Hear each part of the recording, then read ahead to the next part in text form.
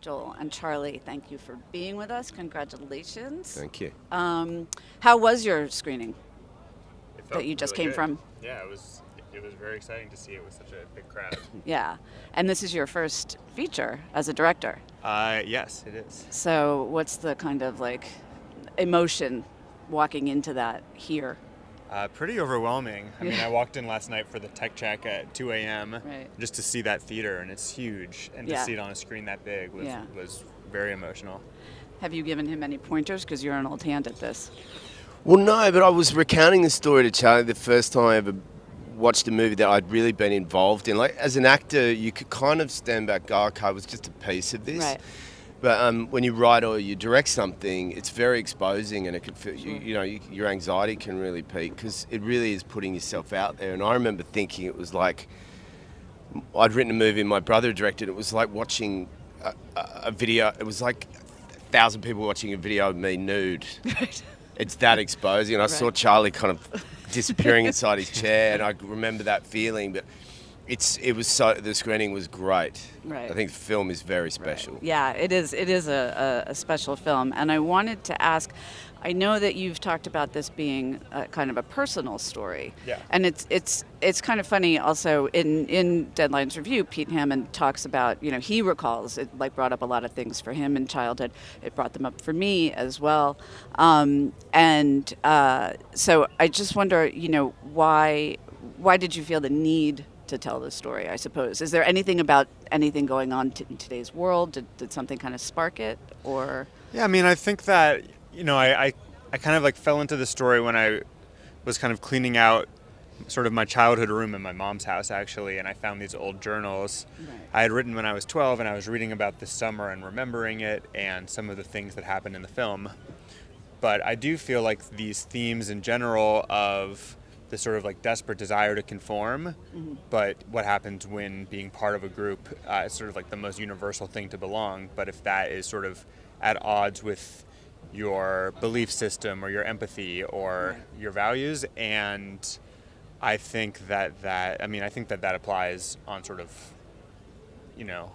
all scales, politically, culturally. Right. You definitely see that happening right now in the world, not just with kids. Right. Well, exactly. I was going to say, Yeah. because there is, the American president certainly has, kind of in terms of like bullying and in terms of free for all and being able to say anything and whatnot. I wondered if you had thought of those themes as well, and that there's this kind of license. Yeah. And God forbid that, other people kind of pick that up, or that kids, are being influenced by that. Well, just the way that people can enable a certain voice that is maybe not a voice towards positive, but that there's this, the person who has sort of just like the most charisma or the most assuredness. Right. There is a sense where people will follow that even if they don't agree. Yeah. And there's scenes in this movie where you see how behind the scenes some of the kids are kind of dissenting with Yeah. Jake's philosophies Right. on the plague, but when they're with them together, everyone has to conform because they're too scared to risk alienation. So Joel, I wanted to get your take on that. Well, I just love that there's a culture, and I mean, you bring up the grown-ups of this world too. There's a culture where the mythology of an idea or something that's not real actually becomes real with enough belief if it becomes the culture. And I remember, as little kids saying, like, girls' germs, no returns, and if you tread on lines, you love this person. And it's not true, and yet it becomes a mythology that enters a truth because it becomes important to where you stand in the pecking order. And I just think this is a really potent idea, and there's a very tiny scene, and it's quite amazing, where one of the boys, who they all agree this plague is not real, and he hands something to Eli, the central character, and then after Eli leaves, he looks at his hand, and you're like, okay, we all know this is not real, and yet it underlines that it can be not real and real at the same Yeah. time. And then he kind of wipes it on his shorts. Exactly. Yeah. Because if the stakes are going to destroy you, Yeah. the belief in the stakes will destroy you or affect your life, then it's real. Yeah. It's jarring, scary. I looked at these sort of like psychological studies when I was writing the script, where when you had 9 people who are sort of plants and 1 actual person in the study, and 9 of them were told to say a certain color was different from what it actually was, the likelihood of the other person lying and pretending to go along with the group was like 80%. So there's just such a desire fascinating, isn't to it? doubt yourself, Right. amongst a group. Yeah. How did So you? we love your red outfit, by the way. Oh, thank you. We love it. On my red outfit. Sorry. What's funny? That was very good. What's so funny? How did you guys get together? How did Well, that I happen? know. I mean, a very close friend of mine who's an agent, not my agent, but a friend of mine, knew that the themes within this script would probably appeal to me and shared the script with me. And I was immediately taken with it and wanted to meet Charlie and just get involved and see if there was anything I could do to participate. Right. Yeah. There's applause for that. Yes, thank you. Thank you. And at what point did you come on as producer along with starring? Well, I guess what kind of happened, I was really curious to read more of what Charlie had written just because I was so impressed with the screenplay. And then I watched Charlie's short films and I was like, all right, if we can do that with this script. And I just had a feeling, and it's sort of proven to me by being here, that Charlie has a real voice as a filmmaker. And the film creates such an impression. And I will say I was very impressed along the way as people were considering giving Charlie money to make the film.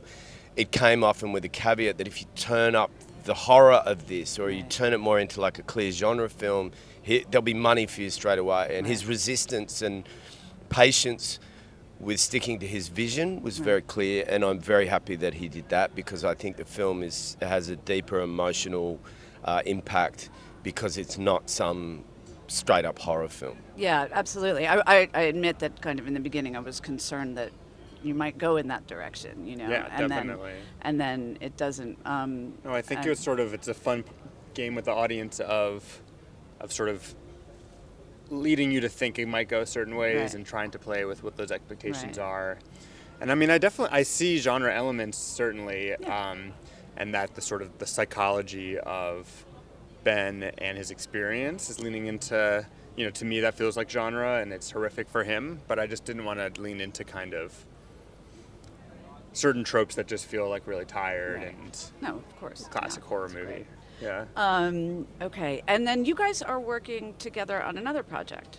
Yes, I am producing this project that Joel is acting in with my partner Lucy McKendrick. Right. It's called Fangs. right? Fangs, yes, and she is acting in it and wrote and directed it. Okay. Yeah, And- and she was a producer on Plague as well. Okay. Right. Yeah. These guys are all like, multi-hyphen in a very impressive way and understand the whole, every facet it seems of the filmmaking process, which is it's very impressive. I think in the old days I always feel like people did one thing or maybe two Right. things, but the idea of being able to edit your own film and be involved in that part of the process and produce a film and do everything is kind of, very impressive. Look how it worked out for Sean Baker. Definitely. I Right? mean, and you do it too. I mean, you've Well, I acted was in gonna your say own that, films, and Yeah, but I've got to learn to edit. I think that would be the next one because there's. I think some people don't realise how important and special the power of editing is Yeah. in terms of the shaping of a film. I think it's the final part of writing of a film because it's about adding an omission and reshuffling. But these guys know how to do that too, which is really impressive. Yeah. And this also is the first movie that you've made with Five Henrys, right? Yes. With your new company. Yeah. Just who are the Five Henrys? It's just a name. It's Okay. it's an elusive name. The names of Henrys, the real Henrys, will be revealed at some point. Okay, but not It's- today. Yeah, no, it's Okay. it's an elusive banner. Okay. what about one Henry? Can we just get one Henry? You could drop one Yeah. Henry a year. Yeah, I'll release one a year. Okay. Henry Ford. There you go.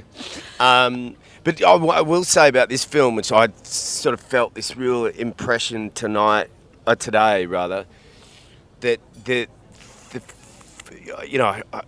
the unruliness of children and the savagery of them. It felt to me like I was watching some like Full Metal Jacket Right, but for 12-year-olds, which I have kids, and I'm like, I don't know how I'm going to face that period of their life, but cruelty and kindness, and where you Yeah. sit in the scheme of things of which of these three characters are you, and I believe that all three of them live inside all of us Yeah, I in the agree. right circumstance or I wrong agree. circumstance. I mean, and we just say children can be so cruel, and it's just, you just don't know it when you're that age, but you always look back. Well, it's that- the accidental cruelty. It's Yeah. the cruelty in pursuit of a laugh, or the cruelty in pursuit of belonging. Right. But it's not cruelty for the sake of cruelty, Right.